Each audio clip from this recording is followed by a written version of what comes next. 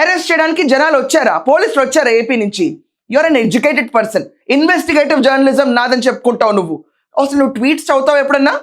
అసలు వచ్చారా పోలీసులు ఇక్కడికి? అది తెలుసా నీకు? లేకపోతే ఏదో గుంపుగా తెలంగాణ విభేదాలు క్రియేట్ చేయాలి, మేం అపర మేధావులు అని ప్రూవ్ చేసుకోవాలి అని చెప్పి ఓ సదస్సులో మాట్లాడడానికి హౌ డేర్ యూ టీడీపీ అంటావా?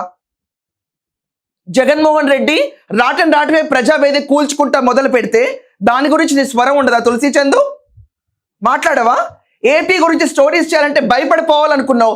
అప్పట్లో భయపడని అట్మాస్ఫియర్ నీకు ఉండింది కదా 5 ఏళ్ల పాటు జగన్మోహన్ రెడ్డి టెన్యూర్లో. అప్పుడెందుకు చేయలేదు? Tulasi Chandu, how dare you? 30,000 మంది చనిపోయారు జగన్మోహన్ రెడ్డి కల్తీ మద్యం తాగి.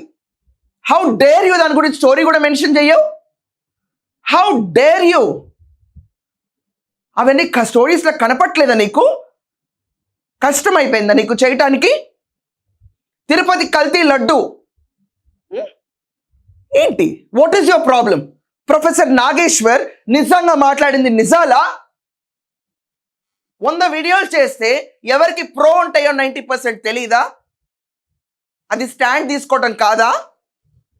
అది జర్నలిజం ఎథిక్సా?